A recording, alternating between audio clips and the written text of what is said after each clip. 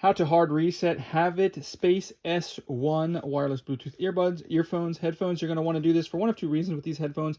Number one, if they're not connecting to your Bluetooth device, like they're not pairing, or if they keep disconnecting, or if you're trying to get them paired and they're stuck pairing to the wrong thing and you just want to get a fresh start, we can go ahead and do this reset. It's really easy to do. We're going to want to make sure that they're off when we do this, and then from off, we're going to come in. This is the power button. We're going to press and hold this for like about 8 seconds, and we're just going to ignore everything that happens between now and then. At the end of 8 seconds, it's going to blink 3 times, and then it will reset. So I'm going to go ahead and ready, set, go. I'm holding. That comes on. I'm just going to ignore that. Ignore that.